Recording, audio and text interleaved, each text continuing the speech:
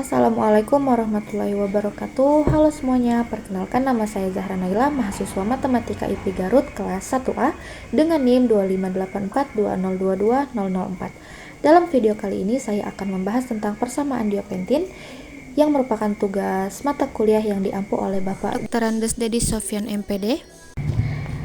Jadi, persamaan diopentin itu adalah persamaan aljabar dengan koefisien integer atau bilangan bulat yang hanya memiliki solusi integer atau bilangan bulat juga.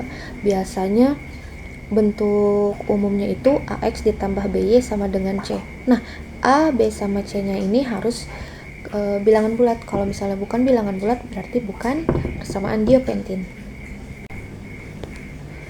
Dalam penjelasan persamaan diopentin saya kali ini itu terdapat dua teorema. Yang pertama, teorema 6.1 itu misalnya jika D sama dengan A, B dengan A dan B adalah bilangan bulat dan AX ditambah BY sama dengan C itu tidak punya solusi jika D tidak habis membagi C. Tapi jika D habis membagi C, solusi tak berhingganya banyak. Itu rumusnya itu ada untuk mencari X itu ada X sama dengan X0 ditambah B per D dikali K. Untuk Y nya sama dengan Y0 ditambah A per D dikali K. K nya juga harus bilangan bulat. Untuk teorema 6.2 itu jika A1, A2 sampai A berapapun adalah bilangan bulat tak negatif atau bilangan bulat positif, maka persamaannya adalah A1 dikali X1 ditambah A2 dikali X2 ditambah A berapa sampai X berapa gitu. Di sini sudah ada dua contoh soal. Yang pertama untuk contoh soal teorema 6.1.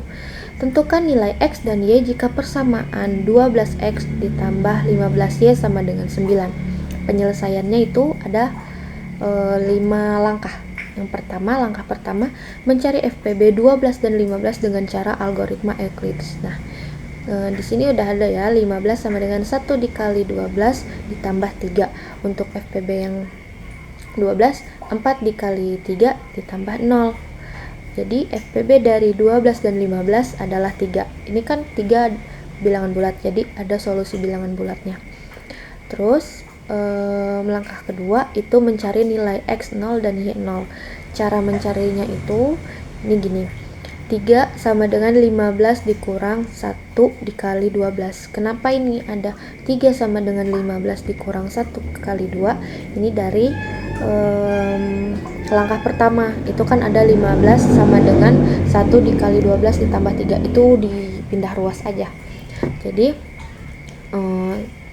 3 sama dengan 15 kurang 1 kali 12 itu sama aja 3 sama dengan 15 kurang 12.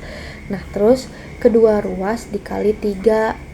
Kenapa dikali 3? Karena 3 adalah FPB dari 12 dan 15.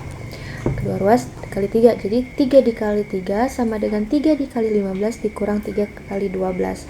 Terus 3 kali 3 9. Nah, untuk ruas sebelah kirinya itu dibalik, yang dalam kurung jadi di luar kurung, yang di luar kurung jadi dalam kurung. Kenapa? Karena menyesuaikan sama persamaan yang ada di soal. Jadi 9 sama dengan 12 dikali min 3 ditambah 15 dikali 3. Nah, yang dalam kurung ini adalah nilai X dan Y nya. Min 3 adalah nilai X0 dan 3 adalah nilai Y0.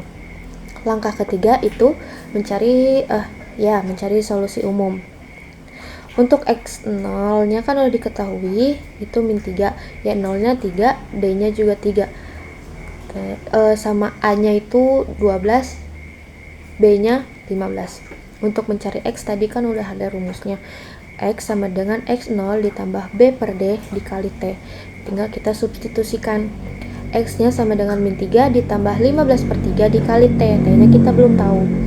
X nya jadi X sama dengan negatif 3 dikurang min 3 ditambah 5T. Untuk mencari Y itu sama dengan Y0 dikurang A per D dikali T. Substitusikan juga Y sama dengan 3 dikurang 12 per 3 kali T. 12 per 3 itu kan 4. Jadi Y sama dengan 3 dikurang 4T. Terus langkah keempatnya itu kita misalkan T-nya sama dengan 1. Untuk X-nya yang udah ada hasilnya tadi, itu kita substitusikan kalau misalnya T-nya sama dengan 1. Tadi kan udah dapat X-nya sama dengan negatif 3 ditambah 5T. Nah, T-nya diganti jadi 1. Jadi, X sama dengan negatif 3 ditambah 5 dikali 1. Jadi, X sama dengan negatif 3 ditambah 5. X sama dengan 2. Jadi, kita dapat X-nya 2. Terus, untuk Y-nya, Y sama dengan 3 dikurang 4.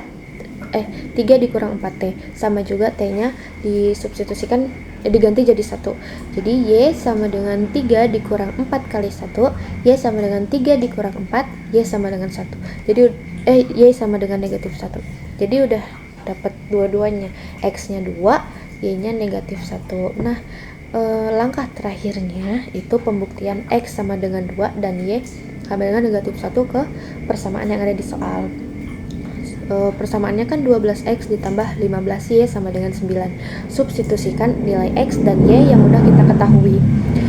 Jadi 12 dikali 2 ditambah 15 dikali negatif 1 sama dengan 9. 12 kali 2 sama dengan 24. 15 kali negatif 1 sama dengan negatif 15. Terus 24 dikurang 15 sama dengan 9. Itu kan bener sama hasilnya kalau X-nya berapa 2 dan Y-nya negatif 1 itu hasilnya benar 9. 24 kurang 15.